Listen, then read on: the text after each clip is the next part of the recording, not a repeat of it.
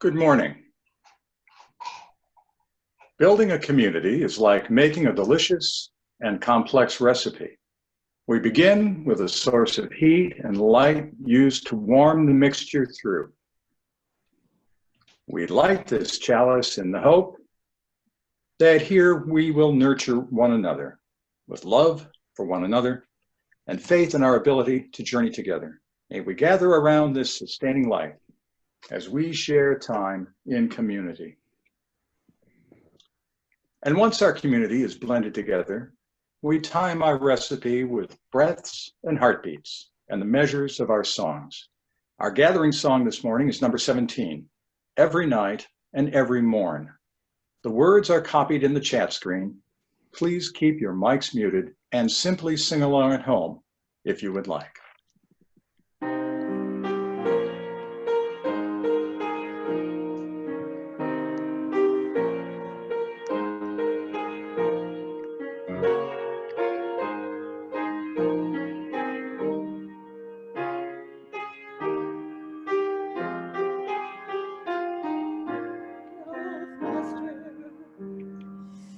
Every night and every morn, some to misery are born.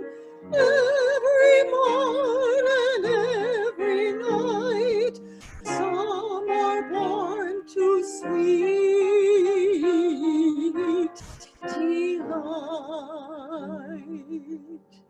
Joy and woe are woven fine, clothing for the soul divine. Under every grief and pine runs a joy with silk and twine. It is right, it should be so. We were made for joy and woe. And when this we rightly know, safely through the world we go.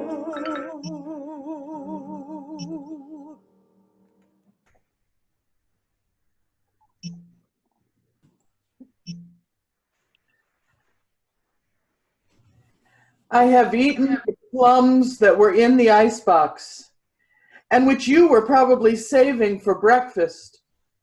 Forgive me, they were delicious, so sweet and so cold. William Carlos Williams' words in his poem, This Is Just to Say, tell us so much about his relationship to the unknown other person he's speaking to. He counts on his enjoyment of the plum's cold sweetness to make the eating okay. He absolutely relies on the other person, understanding that his zest for life, his hunger for the sensual experience of the food, could not wait until morning. We are close enough that these things are understood, the poem implies. So knowing how someone interacts with food, that's an intimate experience. Using food as a language of intimacy and community, well, that's a love experience. Bill Penzey, the founder or the owner, he's not really the founder of Penzey Spices, he wrote, "We believe it's not the use of tools that sets us on a different path from the rest of the animal world. What has set humanity in motion is cooking. It's nearly 1 million years gathered around the fire. Cooking shaped our bodies, transformed our minds. Cooking unlocked our potential and gave birth to reason, to religion, to politics, to government." So we're going to talk about that today. And good morning. I'm the Reverend Amy Petrie Shaw. My pronouns are they, them, theirs, and I'm speaking to you today from land that is the traditional territory of the indigenous Pohote, or Iowa people. Bill Brock is today's celebrant, and Bruce Martin is our pianist. Barb Martin is our wonderful song leader. So please keep your mics muted throughout the entire service, but after the service, you can turn on your mic and join us in the coffee hour breakout rooms. Welcome to the First Unitarian Church of Des Moines Digital Service. My name is Bill Brock. My pronouns are he, him, and his, and I'm the celebrant for this morning's service.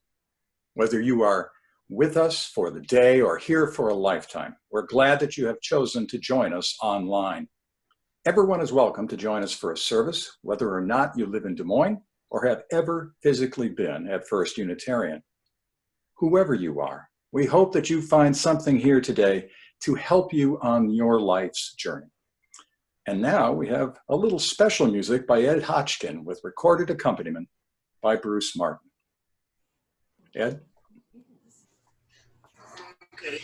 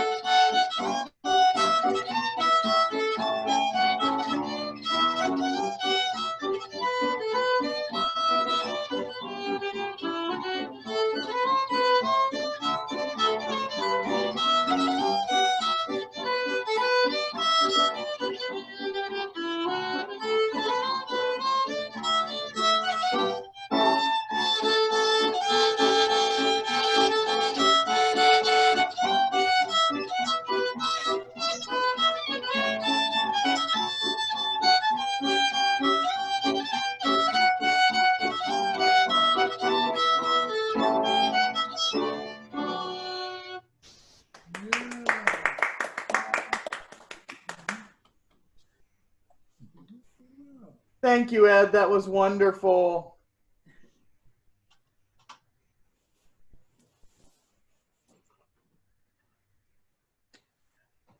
Our Time for All Ages story today is called How Do Dinosaurs Eat Their Food? It's by Jane Yolen. It's illustrated by Mark Teague, and the video is presented by WizKid Campus.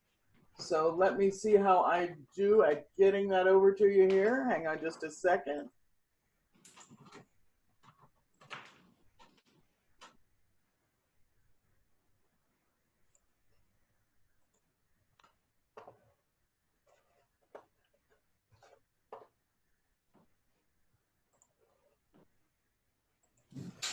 How do dinosaurs eat their food?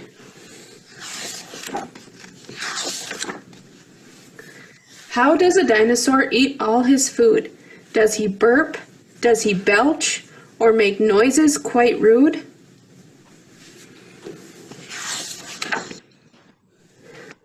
Does he pick at his cereal, throw down his cup, hoping to make someone else pick it up?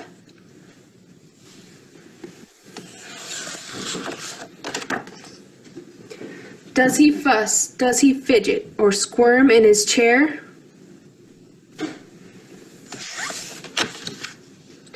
Does he flip his spaghetti high into the air?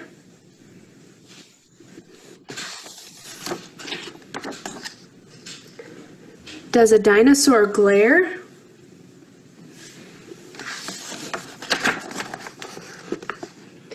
How does a dinosaur eat all his food? Does he spit out his broccoli partially chewed?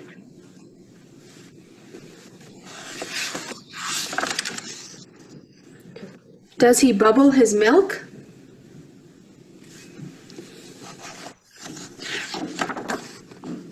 Stick beans up his nose?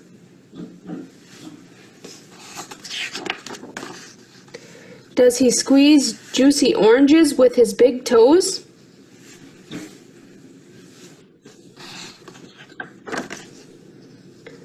No. He says please and thank you. He sits very still.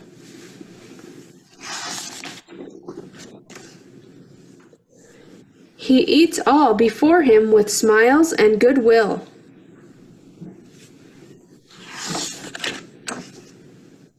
He tries every new thing, at least one small bite. He makes no loud noises. That isn't polite. He never drops anything onto the floor, and after he's finished, he asks for some more. Eat up, little dinosaur. Subscribe to my channel for new stories all the time.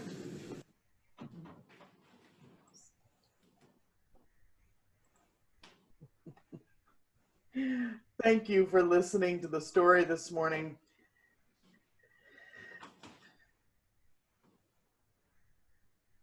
During a fired up sermon, a UU minister said, "Our church needs to get back to the basics.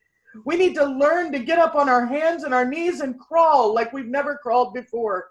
The minister paused briefly and dramatically, and from the back of the hall, a voice said, "Let her crawl, preacher, let her crawl." The minister continued, "Then we need to work on social justice and strengthening ourselves to where we can stand and be strong in our community." And from the back of the hall, the voice yelled, "Let us stand, preacher, let us stand." Encouraged even more, the minister continued the illustration and said this church needs to take one step at a time, putting one foot in front of the other, and then we can walk the walk and not just talk the talk. And from the back of the hall, someone yelled, "Let us walk, preacher, let us walk." By now, the minister was totally inspired. The pastor continued with enthusiasm. "The church then needs to get into a stride where we can run. But first, it's going to take each and every member of the church, each and every one, to join us in financing this.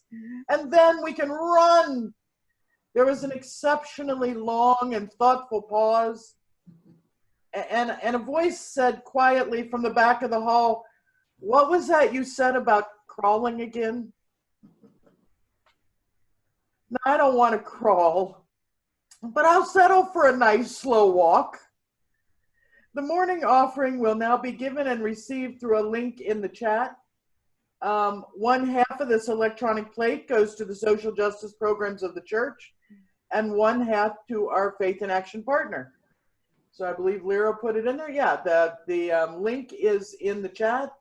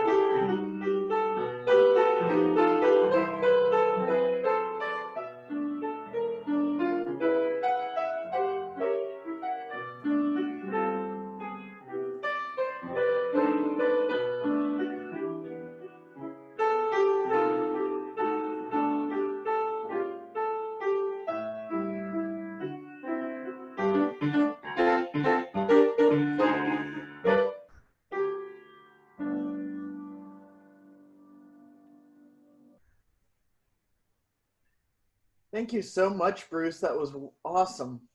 And thank each and every one of you for the gifts you bring for the life and the work of this community. Because a church isn't the building and it isn't the place. A church is a community. And as a community of human hands and human hearts, we come together here to share our laughter and our tears, to bear witness and to minister to one another as we struggle with life's sorrows and as we celebrate life's joy. We had a sorrow that was sent in. Member Chris Weston shared that his 80-year-old father passed away last week. The illness was not related to COVID-19. Chris was able to be with him when he died, so we hold them in our hearts.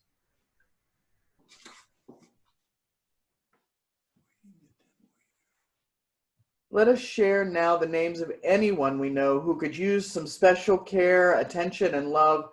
Please type their names into the chat so that the love of our community can hold them all. So please feel free to go ahead and type anyone's name into the chat.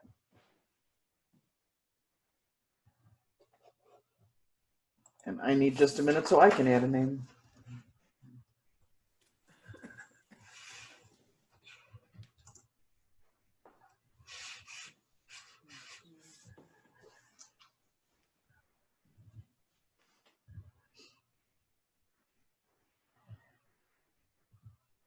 May the light of our community shine on all of the broken places of the world.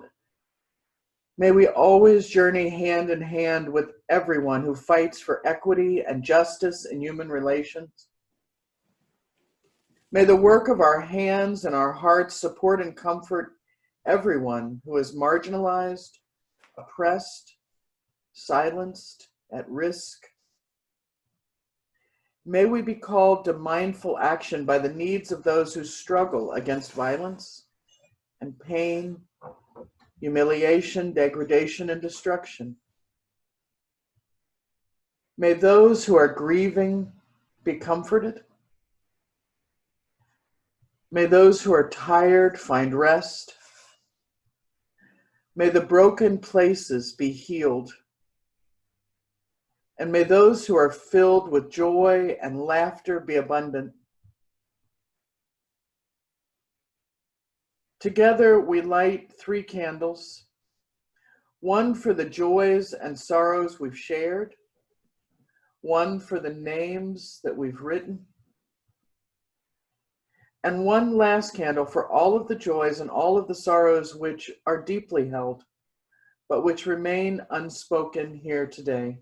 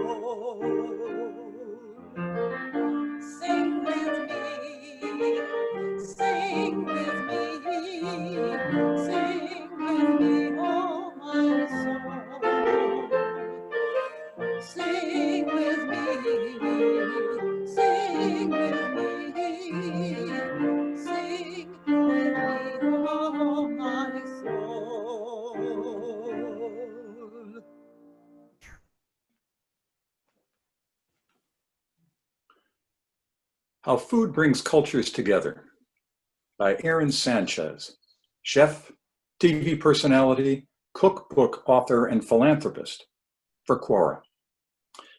Cooking as a family or with friends and loved ones brings us together because we are able to share our culture and heritage through food and give each other nourishment. Coming together and sharing a meal is the most communal and binding thing in almost every place in the world. Being able to make a dish and share that with the people you love is one of the most universal concepts because it's at the root of our survival. We all have to eat, and being able to learn how to make a recipe from your mother is one of the oldest traditions of mankind. It feels really good to learn and hone a technique from your parents and pass it down to your kids. This idea of carrying on the legacy and sharing recipes that have been in our family for generations is something that is so incredibly special. My first memories of food are with my abuela and mom in the kitchen, learning about our family traditions through dishes that have been passed down, and I am so excited to share these with my son. Food is also a great vehicle for sharing culture with people from different backgrounds. I lived in New York for a very long time, and I remember having dinner parties and big barbecues as a young adult, and those were some of the coolest experiences because we would get to taste and share dishes from all over the world. One guest would bring kimchi that their Korean grandmother taught them to make, and someone else would bring a Caribbean salad that they grew up eating, and so on. Then I would have some braised and grilled meats at the center, and we would all share what was in our dishes and how and why we came to know and love them. This is what makes food so special. It is at the center of all cultures and family gatherings. We have many of our biggest moments in life either preparing or sharing a meal.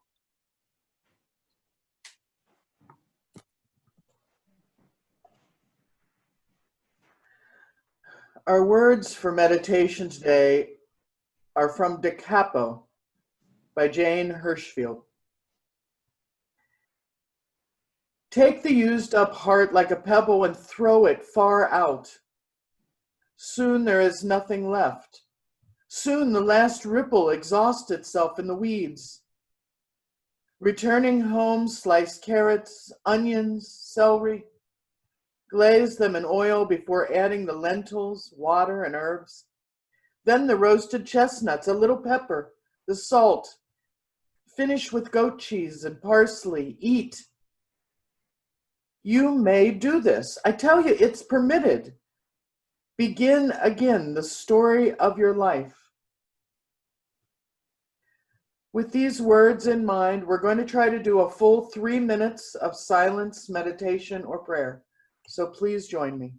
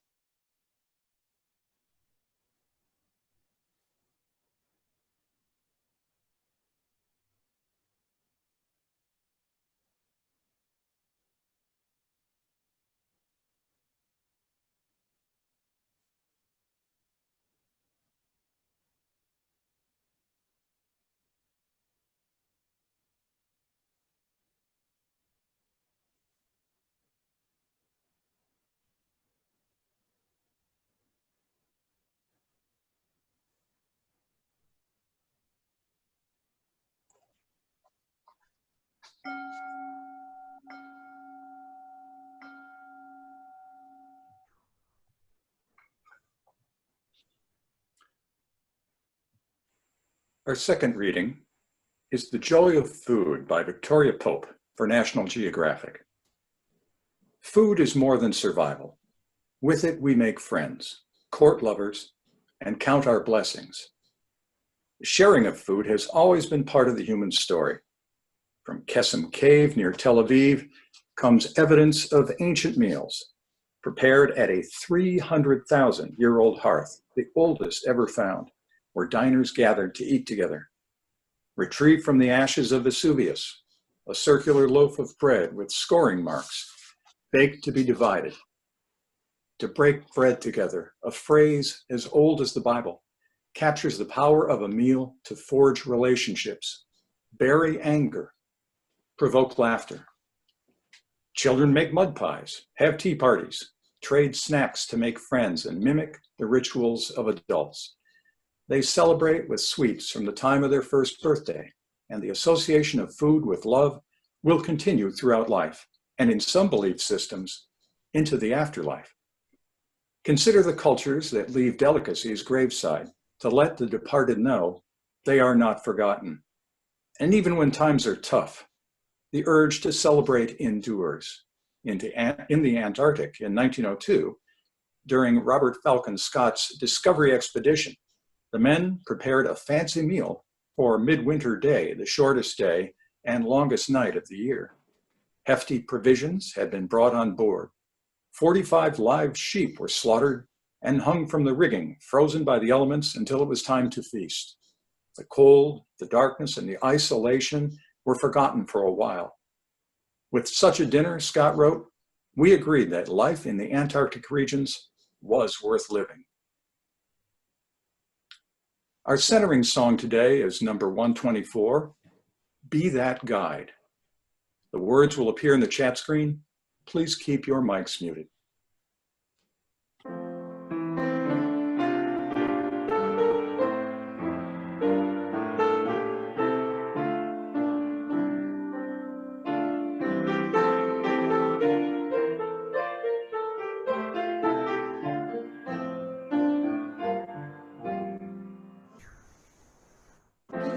Be that guide whom love sustains, rise above the daily strife.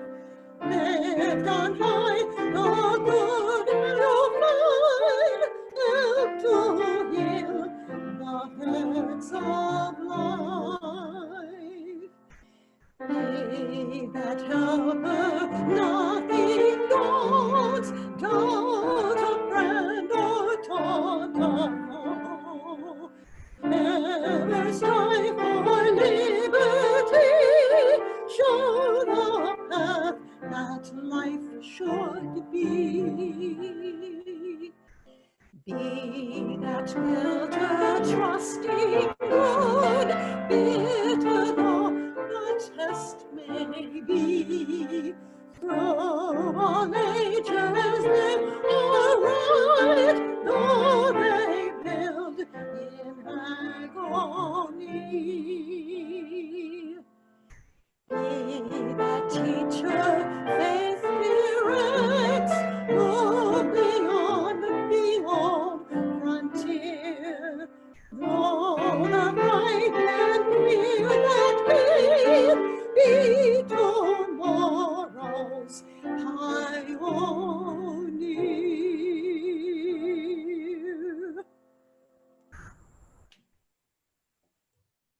It was beautiful, Barb. Thank you.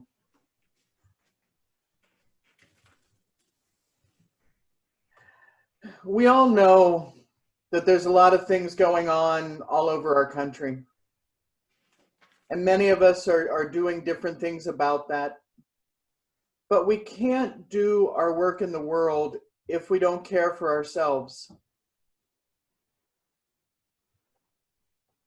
Back in 1992, a gentleman named Dr. Gary Chapman penned the now famous or infamous New York Times bestseller, The 5 Love Languages. This was completely revolutionary at the time, and it's still pretty relevant today. So if you haven't read the book or taken the quiz, here's the too long didn't read overview. It says that humans express love and want to feel loved in return in basically 5 ways. We use words of affirmation, the act of receiving or giving gifts, acts of service, quality time, and actual physical touch. Sounds pretty straightforward. Sarah Wainwright John writes, so they say that there are 5 love languages, and she agrees with those 5. We speak affirming words, we spend quality time, we give gifts, we do service, and we touch people that we love. And everybody tends toward one of these more than the other. It is your preferred love language. So you may not be good at saying I love you, but you're always the first one to get up and wash the dishes or to volunteer at the food pantry.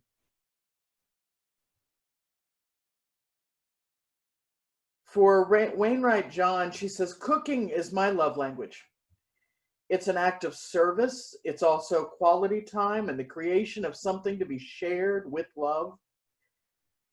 As a lifelong introvert, an only child, and someone who would rather spend Friday night with a good book than out on the town, cooking appeals to me because it's something I can do alone, but I can also share with the world. It's my contribution to a larger dynamic of human relationship. I may not be the life of the party, may not gather everyone around me with a thrilling story or a funny joke, but I'll gather you around my table for a delicious meal. I like that because meals matter. Food matters. It's the one thing that every living human on the planet has to do. We have to eat and drink. It's the one constant. Without one or the other of those, we die. It's not optional because we can't avoid it. It becomes the perfect way to create behaviors and taboos. It tells us who a member of our tribe is, who believes or worships or lives the way we do. It tells us who we love and care about. Who do we cook for? Who do we care is nourished? Thousands and thousands of years ago, most of the religions had some kind of sacred meal. It was central to the practice of religion. Indigenous groups shared a meal with their god, often through sacrifice. Over the years, this changed to eating the god, usually to take on their strength. Oxford scholar Robin Fox said the Aztecs would make these huge loaves of bread shaped like their god or goddess, and they would throw them from the tops of the temple steps for the multitudes to eat.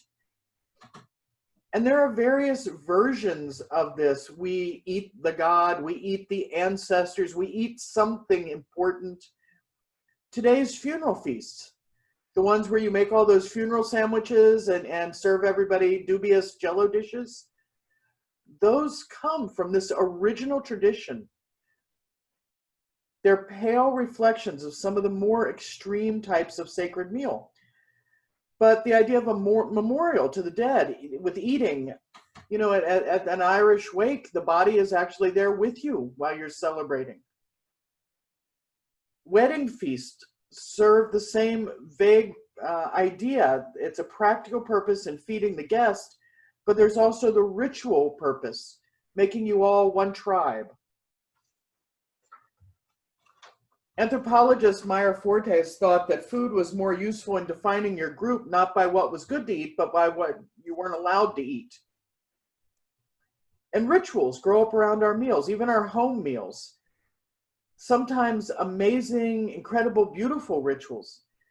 There are aesthetic groups who regard each meal as sacred. They eat simply and minimally, only enough to keep the body powered. But food tends to mean something more to us than survival fuel, and has for the entirety of human existence. According to Brooke Sager in Food is the Love Language That Shapes My Relationships, here's the modern day twist. Some experts think there's a sixth omnipotent love language, food. Food incorporates the other 5 languages and all 5 senses. It's a very powerful way of creating connection and expressing love.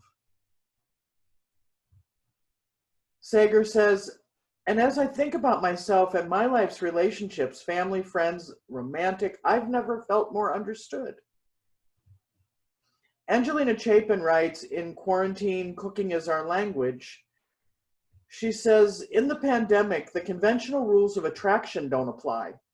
Most of us look a little more feral and bloated, a cross between college students cramming for midterms and bears in hibernation. But when your social life has been reduced to one person in your apartment walls, the monotony is the real turnoff. It becomes harder to see the qualities that attracted you to someone in the first place, like how charming they are at dinner parties, how excited they are by concerts, or how curious they become while traveling. Boy, all that stuff's off the table right now. She says, instead, couples have to mine the domestic sphere for reminders of what makes their partner, well, seductive. And for her, that desire has come in the form of a crispy fish sandwich at the end of a long day, a short rib stew that's been simmering for 4 hours, or yes, the perfectly coated strand of pasta.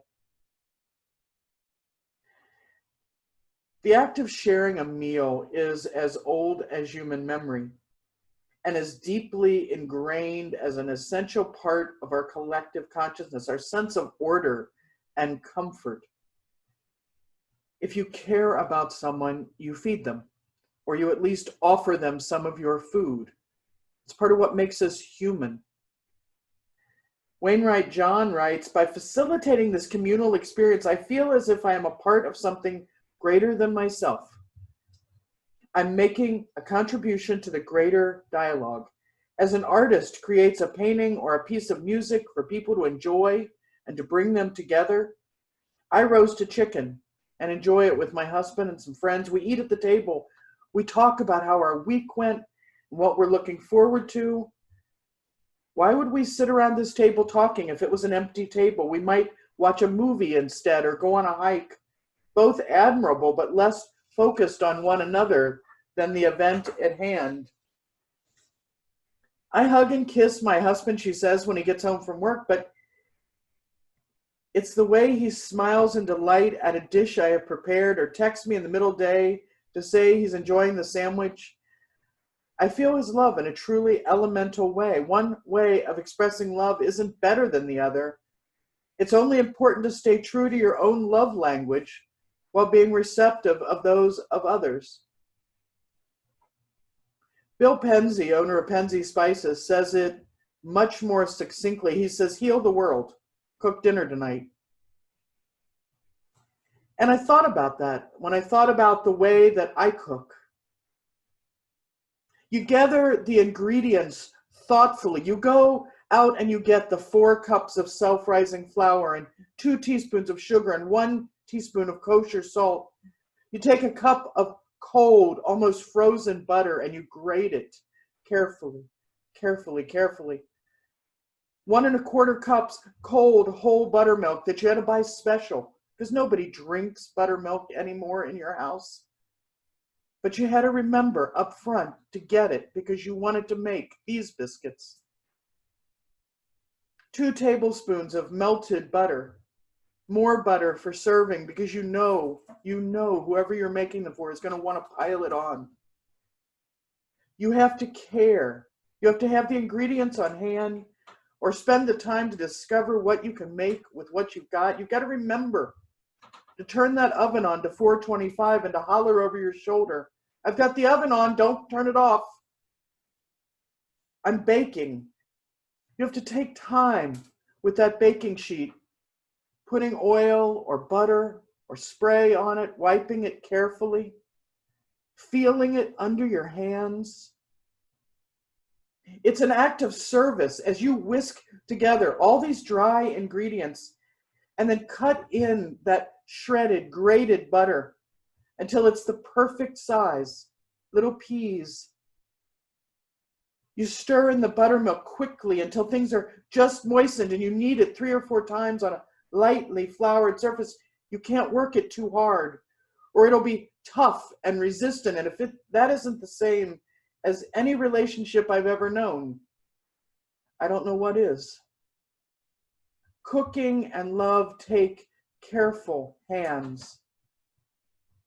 You roll your biscuits out 1 inch thick, maybe a little more or a little less because you know the person you're making them for.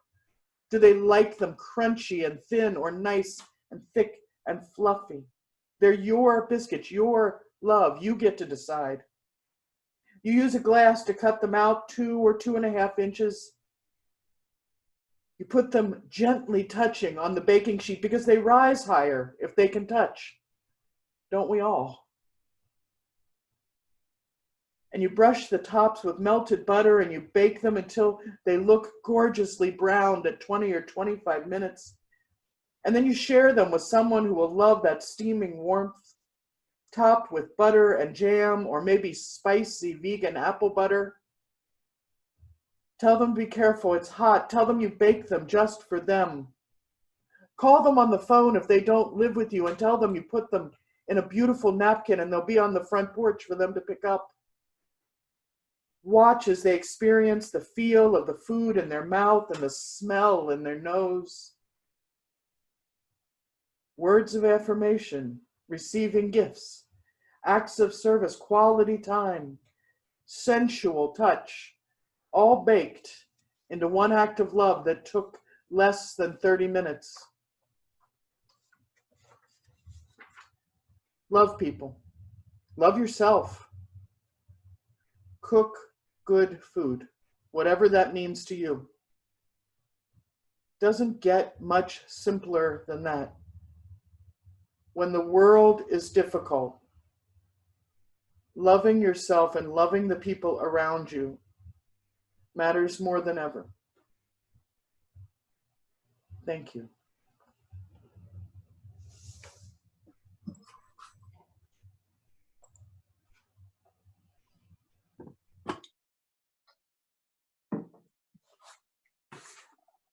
We extinguish this light, but never the light of love, the fire of commitment, or the warmth of our community.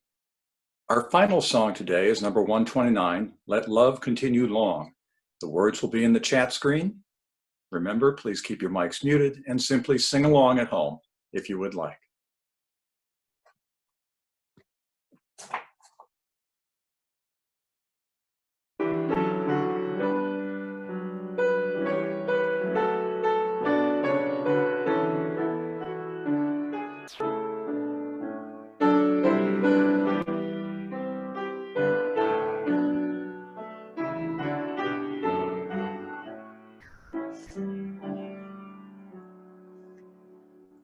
Let love continue long and show to us the way. And if that love be strong, no hurt can have us say.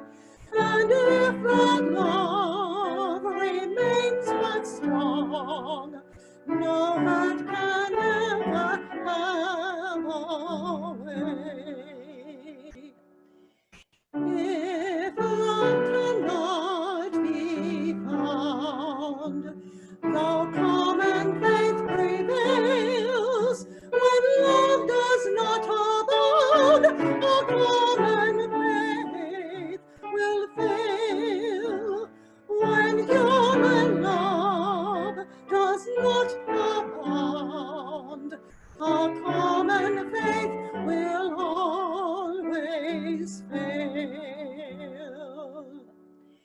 If we in love unite, debate can cause no strife, for with this love in sight, disputes enrich our life.